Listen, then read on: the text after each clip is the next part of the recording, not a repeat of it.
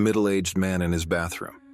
He dyes his hair, shaves off his beard, and takes out his brown contact lenses to reveal his natural blue eyes. Meanwhile, scattered around his home are several pictures of him and his family. There's a festive vibe, with Christmas carols playing softly in the background. As he moves around the house, things aren't as cheerful as they seem. The lifeless bodies of his family members, his wife and 3 kids, spread across the house. Bloodied tools are visible in the kitchen sink. Without a word, the man exits the house and drives away with his luggage. At the police department, detectives are huddled together, talking about the murder case. The prime suspect is the stepfather, a man named Grady Edwards, and he vanished right after the tragic event. As the police investigate, it is said that another family was murdered in a similar manner not long ago. They believe Grady might be a serial killer targeting single women who are either widowed or divorced and have families. He's cunning and doesn't leave behind any clues about who he really is.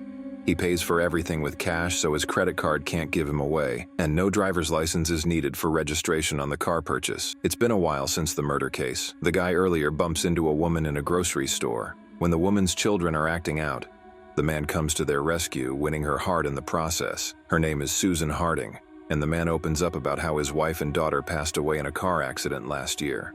Susan, a mom who recently went through a divorce, is clearly attracted to the man. At the parking lot, the man introduces himself as David Harris and uses his charming personality to attract Susan right away.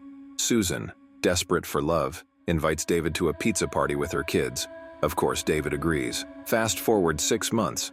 Susan's oldest son, Michael, returns home from military school for the summer, accompanied by his girlfriend, Kelly. David and Susan are now engaged and living together with the kids, but Michael isn't quite sure about him. They're greeted with a surprise party. The whole family is there to welcome Michael back. Susan warmly embraces her son, and everyone is overjoyed to have him home. And this is when Michael finally meets his future stepfather. David welcomes Michael back with a brief speech in front of everyone, and Michael seems to be making an effort to appreciate David's gesture. One of Susan's sisters, Jackie, offers David a job opportunity at the real estate company she's working for. Susan is happy about the idea because it means David won't have to travel so much, and David agrees to take the job even though he is hesitant at first. During the party, David decides to have a heart-to-heart conversation with Michael, so he asks Michael to join him in the basement, where David has built cabinets to store things, some of which are locked. Here, David hopes to connect with Michael over some drinks. He's aware that Michael isn't eager to go back to military school. He suggests an alternative, joining the high school swimming club so he could get a sports scholarship and eventually get into college. After the party winds down, Michael sees his girlfriend, Kelly, off while David is staring at them from a distance. Later, Susan visits Michael in his room. She encourages him to give David a chance and try to get along with him. But Michael tells his mother to hold off on the lectures for now. The next day, David taking a trip to Michael's old high school. He has a conversation with the sports teacher and manages to secure a spot for Michael in the swimming club.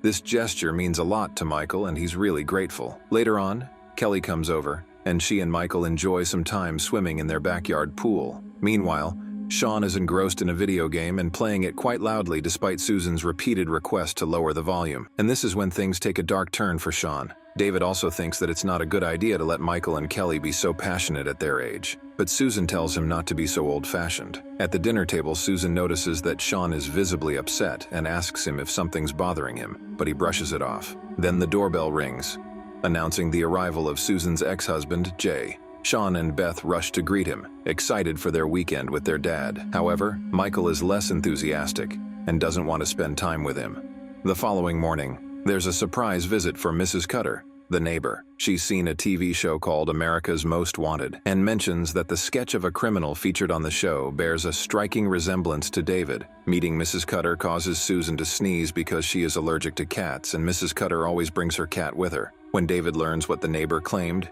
he downplays it.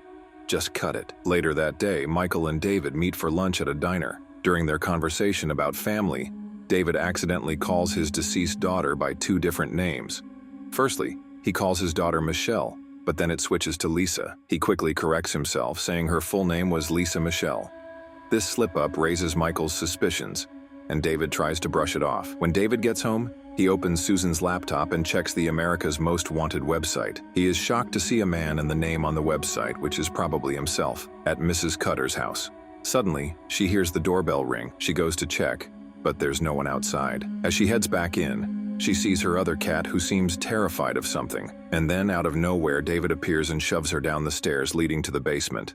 Even after this fall, Mrs. Cutter doesn't die, so David suffocates her until she passes away. Meanwhile, Michael shares his suspicions with Kelly about David's earlier mistake in calling his daughter 2 different names, but Kelly thinks Michael might be overthinking things a bit too much. Later during dinner, Susan begins sneezing again and asks David if Mrs. Cutter came by today. However, David says that it's probably due to a cat from the real estate house where he works. Soon after, Susan's ex-husband, Jay, arrives with Sean and Beth. Jay is furious because Sean told him about the incident where David grabbed his neck the day before, and David replies that he just wants to show him a little discipline. Michael steps in and manages to calm Jay down, taking him outside to have a conversation. He returns his father's phone and things get a little better between them when Jay claims that he only left Susan, not his children. During this, David is lurking on them through the window.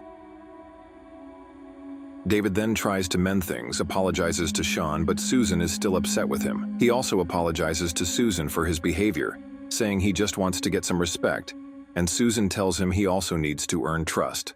David is working with Susan's sister, Jackie, in the real estate business. Jackie hands him a bunch of papers to fill out with his personal information. However, David seems reluctant to do so and asks to be paid in cash instead, which the company won't do. When he returns home, he confesses to Susan that he's not really enjoying the real estate job and wants to quit. Later that same night, Susan heads out with her sister Jackie and a friend. Meanwhile, Sean and Michael are deep into their video games in the room. Then the doorbell rings. David opens the door to find Jay standing there.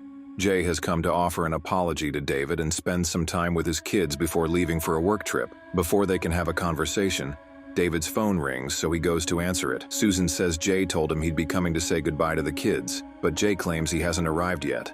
After the phone call ends, Jay reveals he did a background check on David, and he found out that David had lied about the college he claimed to have attended. Strangely, Jay is nowhere to be seen. And then, all of a sudden, David hits Jay with a bottle in the head. Unfortunately, the noise doesn't reach the boys in their game focus zone. Meanwhile, at a bar, Jackie expresses her worries to Susan about not knowing much about David's past. However, Susan takes offense to this and asks Jackie to be supportive and happy for her. Back at the house, David pays the taxi driver and takes all of Jay's belongings. He then drags Jay down to the basement using duct tape to bind Jay's mouth and hands. Then he places a plastic bag over Jay's face and suffocates him. During this act, Michael tries to call Jay, but David immediately turns down the call. Michael notices that the basement door is open, but he doesn't investigate further, leaving his father to die. Afterwards, David sends a text to Michael from Jay's phone, apologizing for not being able to come visit, and mentioning that David seems to be who he says he is. Michael, who believes his father no longer cares about his children, is unable to keep his tears from falling. David puts Jay's bag in the locker and locks the basement before continuing with his day. 2 weeks later, the police find Mrs. Cutter's body. Michael happens to overhear a conversation between the mailman and David, and the mailman mentions that Mrs. Cutter died in an accident. However, David tells Susan a slightly different story. He adds details about Mrs. Cutter falling down the stairs, and this makes Michael even more suspicious of David. While Susan's taking Sean and Beth to the dentist, David uses the moment to go up to the attic and work on fixing its floor. Meanwhile, Michael and his girlfriend Kelly are hanging out by the pool when he shares with her his concerns about David's strange behavior that morning. Later in the day, David heads out to pick up Sean and Beth, and this gives Michael and Kelly an opportunity to go into David's closet to search for any evidence against him. David is on his way when Susan calls and tells him that she will pick up Sean and Beth instead. When they hear David come in, they quickly hide in the closet. As David returns home, he notices their footprints and searches the house for them, but they are nowhere to be found. He figures out that Michael's bed isn't warm, and then he stumbles upon the moving hanger in David's closet. Luckily, the two manage to slip away without being noticed. That night after dinner, David enters Michael's room for a chat. He tells Michael that he wants them to be honest with each other. David seems to know that Michael and Kelly were snooping around his things. As the night goes on, Michael slowly walks down the stairs and opens his mother's laptop, and that's when he discovers a browsing history that David forgot to delete. When he looks through the website, he is surprised to find a sketch of Grady Edwards, who looks a little like David. The next day, Michael shows the sketch of Grady Edwards to Kelly and says it kinda looks like David, but she still thinks it could be anybody. Things reach a breaking point when David sends another text to Michael through Jay's phone so that Michael isn't suspicious of his sudden disappearance. However, he accidentally reaches Jackie's voicemail instead, who wants to talk about David, but then he receives a phone call from Michael.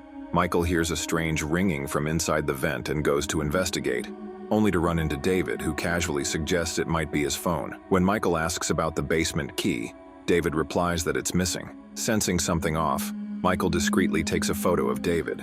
Later that evening, with Susan out dropping the kids at camp, Michael prepares for a shower. When he steps out, he's startled to find David standing in front of him. David makes small talk about Michael's evening plans, and Michael replies he'll be at Kelly's. Back in his room, Michael notices the door is ajar. Checking his phone, he finds the photo he took of David has mysteriously disappeared. At Kelly's place, Michael confides that David doesn't want his picture taken.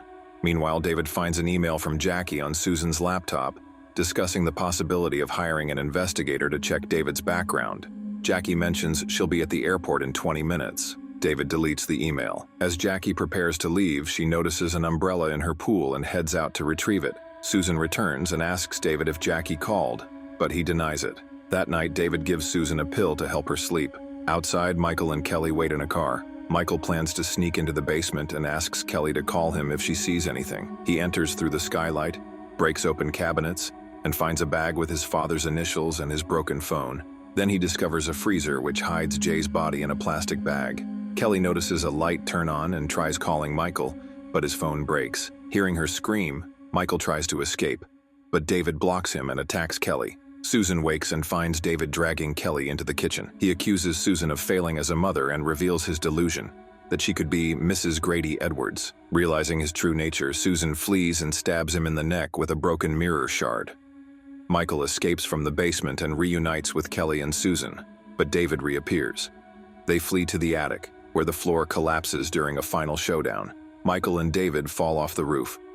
Michael awakens a month later in a hospital, learning David vanished. In a chilling twist, David, now with a new identity, Chris Ames, approaches a widow and her 2 children, ready to start again. And starting a nice movie recap is super easy. Just click on my recaps on the right next to continue your binge.